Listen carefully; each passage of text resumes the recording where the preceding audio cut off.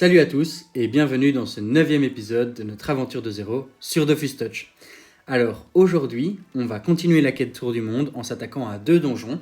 De nouveau, je ne vous mettrai que les salles du boss, c'est pour ça que la vidéo est un peu courte aujourd'hui.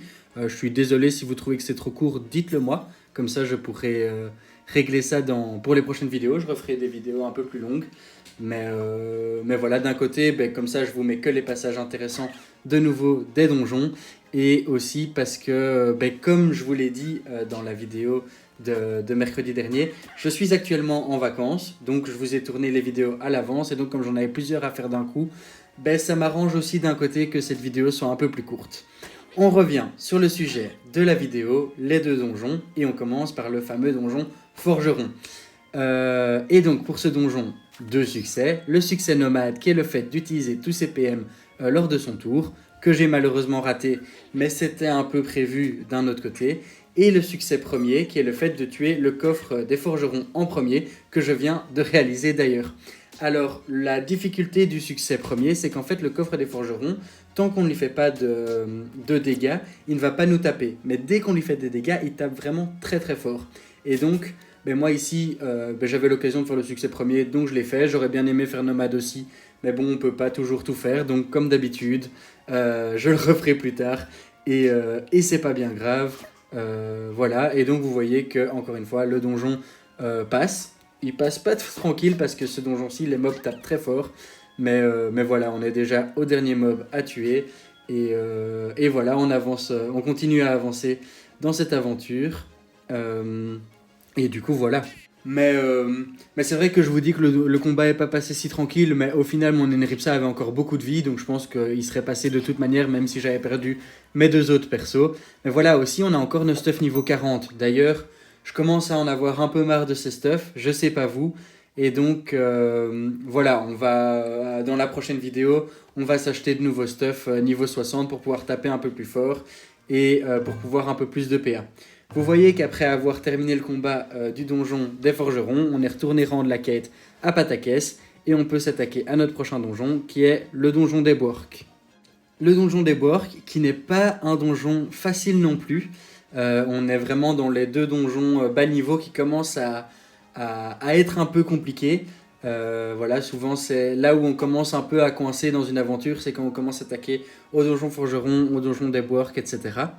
Parce que la Mama Bork, de nouveau, elle a énormément de vie, mais surtout, elle peut se recon. Donc se recon, c'est un terme pour dire qu'en gros, elle peut se redonner toute sa vie. C'est comme le mot reconstituant de l'Eneripsa.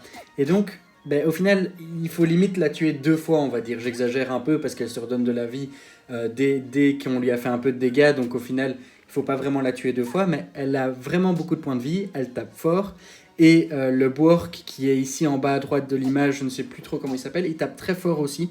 Donc voilà, c'est quand même un donjon où il faut faire attention.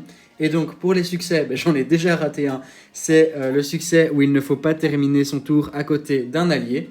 Voilà, j'ai un peu déconné, je sais plus trop comment je l'ai raté, mais en tout cas, j'ai déconné. Mais bon, c'est des choses qui arrivent. Et le succès premier, qui est le fait de tuer la Mama Bork en premier. Et c'est le succès que je suis en train de faire. Vous voyez qu'elle vient de se recon, c'est ce que je vous disais tout à l'heure. Donc voilà, je lui avais fait perdre la moitié de sa vie. Et au final, j'ai dû lui faire reperdre la moitié de sa vie. Enfin, je devais devoir la retuer, quoi. Donc au final, je l'aurais tué 1,5 fois.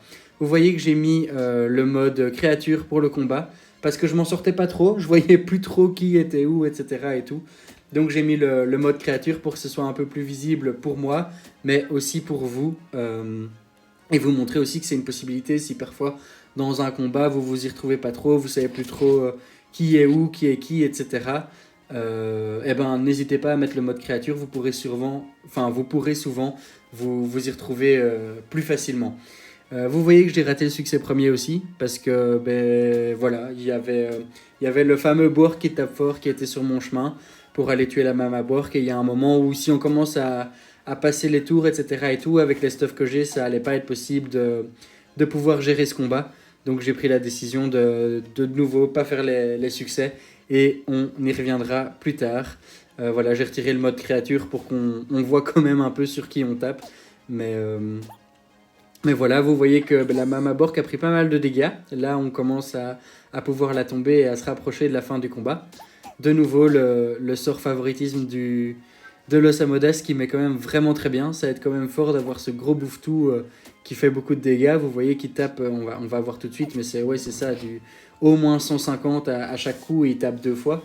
Donc c'est vraiment une grosse aide et c'est aussi, comme la Mama Bork au final, un bon gros sac à PV. Donc c'est une bonne aide et vous voyez que le donjon n'est pas facile. Mon Zobal est mort. Mon Eniripsa, il lui reste la moitié de sa vie. Mon Osamodas, il a quand même pris 200 points de vie en moins. Donc ouais, c'est des donjons qui sont quand même assez solides. Et on arrive gentiment à la fin de ce combat. On va pouvoir aller rendre la quête à Patakès et faire l'échange habituel de toutes les ressources. Vous voyez aussi que mon Zobal est passé au niveau 60. Donc ce qui fait vraiment plaisir.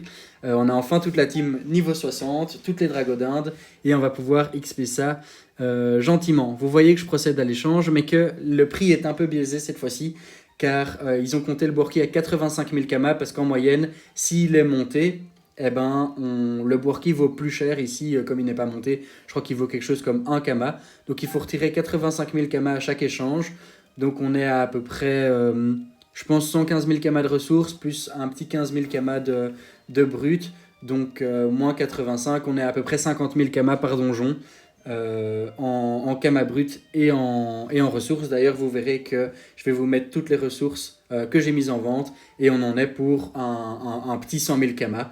Donc on est déjà à la fin de cette vidéo. Moi, je vous dis à dimanche pour des nouveaux stuff sur ma team. Allez, ciao!